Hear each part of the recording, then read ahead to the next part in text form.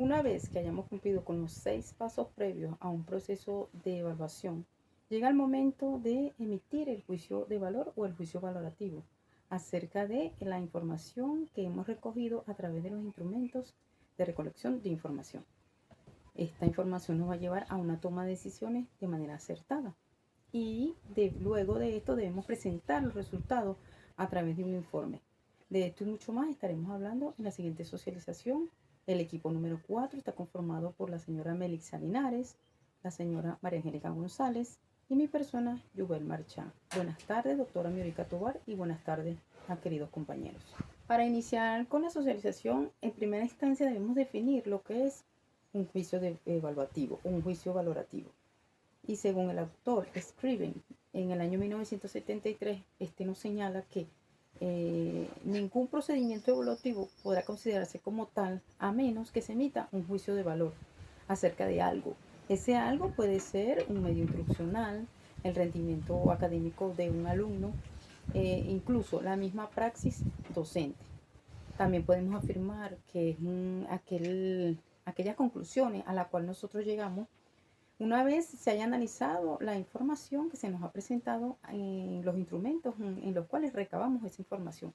¿Para qué? Para llegar a conclusiones que nos permitan tomar decisiones. De emitir un juicio valorativo o un juicio evaluativo, debemos tener presentes dos elementos, en los cuales son el criterio de evaluación y el estándar de evaluación.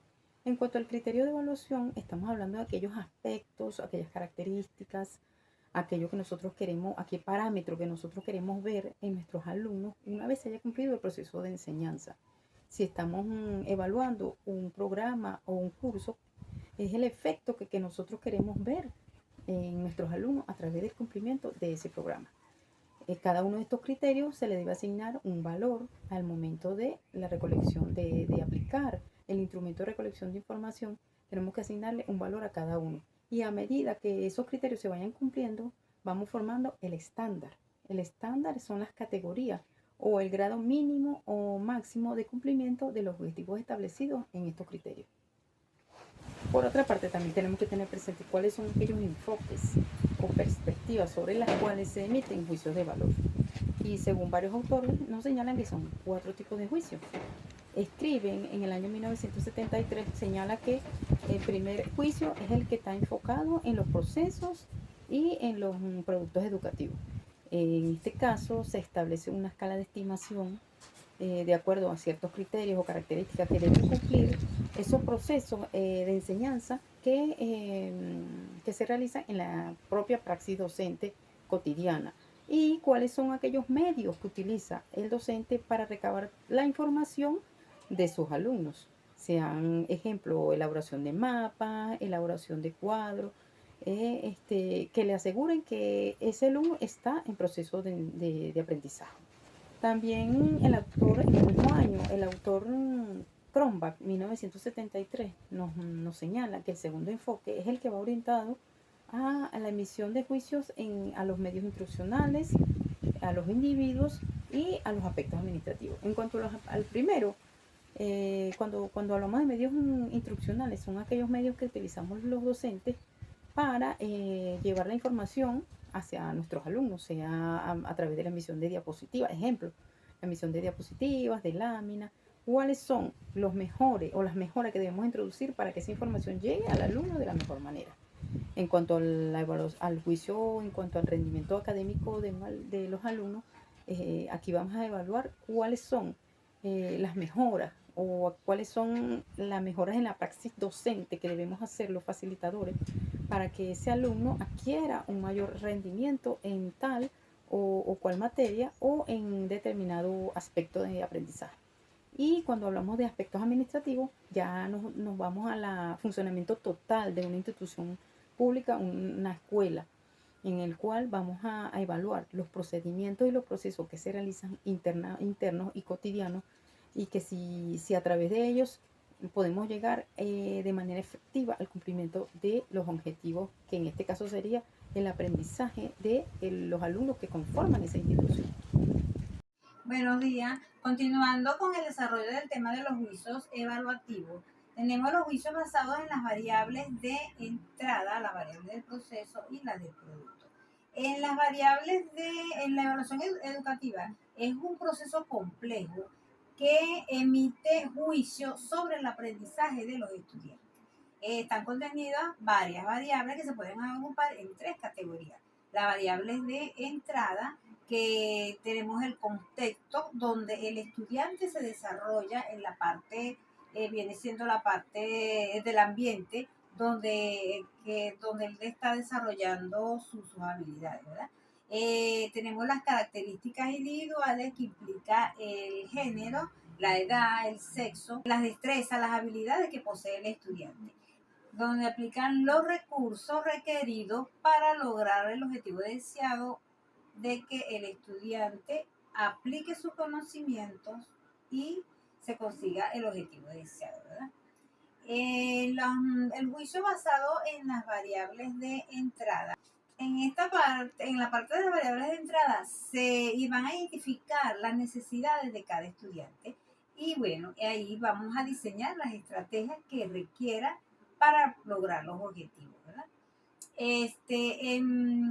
Bien las variables de proceso. En las variables de proceso tenemos la actividad de enseñanza, que son los recursos, lo que se emplea para poder lograr el objetivo deseado en cada estudiante, aplicar el conocimiento y que lo que se requiere, lograr la meta que se requiera, ¿verdad? Tenemos las actividades de aprendizaje, que son las tareas, los trabajos en grupo, los proyectos, los portafolios, todo lo que se necesita para aplicar las estrategias necesarias para la enseñanza del estudiante. Tenemos la interacción social.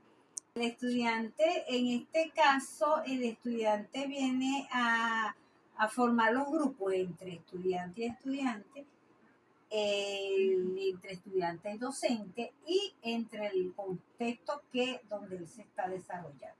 Los juicios basados en las variables de proceso se identifican cuáles son los factores lo que necesita el estudiante para poder adquirir el aprendizaje, ¿verdad?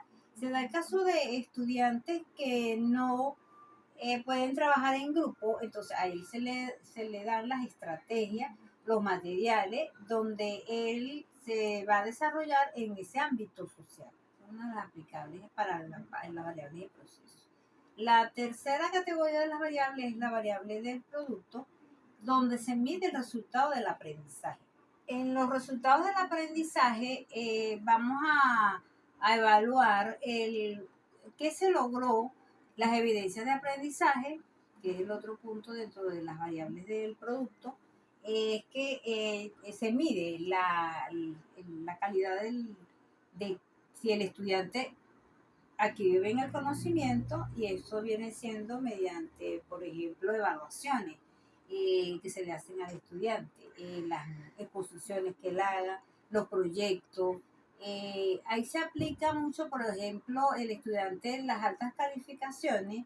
Ese es el resultado de que las estrategias utilizadas para aplicarle el conocimiento al estudiante fueron las necesarias y las que él logró adquirir el conocimiento que se deseaba, ¿verdad? En la validez de la información, que es el último punto, tenemos que, ahí se tiene que medir lo que se debe medir. Por ejemplo, tenemos el estudiante que se requiere saber la comprensión lectora. Entonces, lo que se le tiene que medir al estudiante es que él comprenda lo que haya escrito y no basarse en otra cosa como el tiempo que tardó él en leer, la ortografía.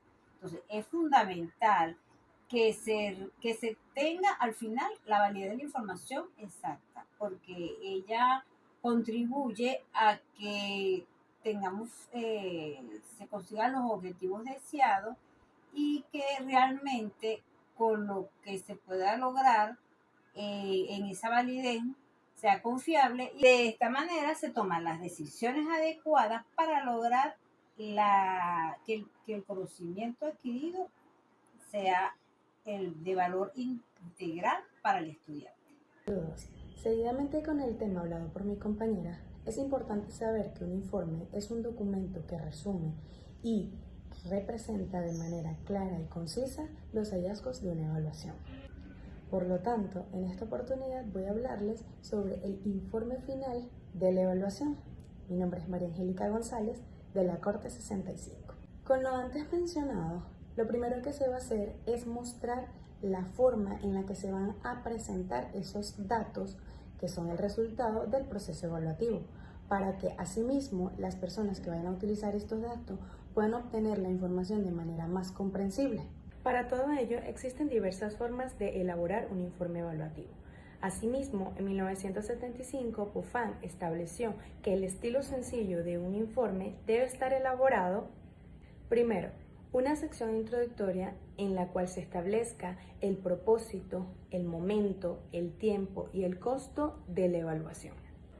Segundo, una sección técnica en donde se describa el momento de cómo se desarrolló el procedimiento evaluativo en términos de procesos utilizados, para lo cual se deberá formular las interrogantes y los objetivos de la evaluación, como también identificar las dimensiones e indicadores de las variables, además de seleccionar la unidad de análisis de muestra, como también las técnicas e instrumentos de recolección de datos para también saber cómo analizar y representar dichos datos obtenidos. Tercero, una sección evaluativa, donde se presenten las alternativas de solución de acuerdo al juicio evaluativo realizado, indicando criterios y estándares. Y cuarto, la sección de conclusiones y recomendaciones. En resumen, un informe final puede ser utilizado como una herramienta para rendición de cuenta o la evaluación de los impactos positivos y negativos que puedan producirse en una evaluación. También proporciona una base sólida para la toma de decisiones. Por ello, es un componente clave que contribuye a la transparencia, la mejora continua y el aprendizaje organizacional. Esto ha sido todo. Gracias a todos por su atención.